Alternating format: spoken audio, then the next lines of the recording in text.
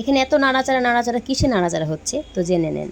আসসালামু আলাইকুম, সবাই কেমন আছেন? আমি চলে আসলাম নতুন একটি রেসিপি নিয়ে। এখানে হচ্ছে হিদুল শুটকির ভুনা। এখানে হলো হিদুল শুটকি, পেঁয়াজ বাটা, মরিচ বাটা, টমেটো কুচি, তারপর হলো রসুন বাটা। এটা হলো নরসিংদীর বিখ্যাত শুটকি ভুনা। তো আমি নিয়ে আসলাম আপনাদের সামনে নরসিংদীর সেই ঝাল ঝাল হিদুল শুটকির ভুনা। আর এই ভুনাটা যত নাড়াচাড়া করবেন ততই মজা। দেখছেন আমি নাড়াচাড়া করছি, এরকম নাড়াচাড়া না করলে কিন্তু এটা লেগে যাবে। আর এখানে কিন্তু অনেক পরিমাণ তেল লাগে।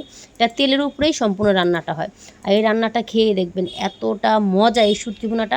আমি প্রথম থেকে দেখাতে পারিনি। আমি দেওয়ার পর আমার মনে আসছে যে আমি তো ভিডিও করব, তাও কি মন চাইলে একটু ভিডিও করি। যদি ভালো লাগে তাহলে দেখবেন, যদি না ভালো লাগে তাহলে স্কিপ করে যাবেন। আর সবাই লাইক কমেন্ট করে পাশে থাকবেন সবসময়।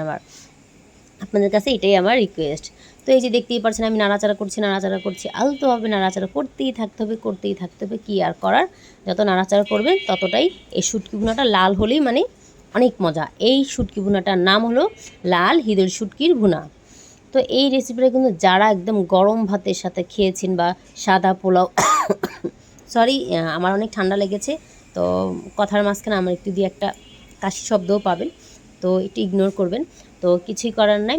তো এই তো দেখতেই পাচ্ছেন এটা নাড়াচাড়ার উপরেই আছে। আর এটা বিশ্বাস করবেন না, হাত ব্যথা হয়ে যায়। আমার হাত পুরো ব্যথা হয়ে গেছে, একদম লাল হয়ে গেছে। আর এখানে কিন্তু একদম নাড়াচাড়ার উপরেই আছে, আমি দেখতেই পাচ্ছেন এত নাড়াচাড়া করছি আর দেখাচ্ছি আপনাদের। দেখেন হয়তো ক্যামেরার আমাদের লাইটের কারণে একটু লালটা বুঝতে না। আবার একটু তেল দিয়ে দিলাম। তেলটা আমার কাছে মনে হলো একটু কম, তারপর বললাম যে আমার মাকে যে তেল দিয়ে দাও। আর এই শুটকি ভুনাটা আমাদের ফ্যামিলির সবাই পছন্দ করে। এটা সবাই করতে পারে না, কারণ কি এটাতে অনেক কষ্ট, মানে অনেক কষ্ট। এটা রান্না করতে গেলে আপনার অবস্থা খারাপ হয়ে যাবে।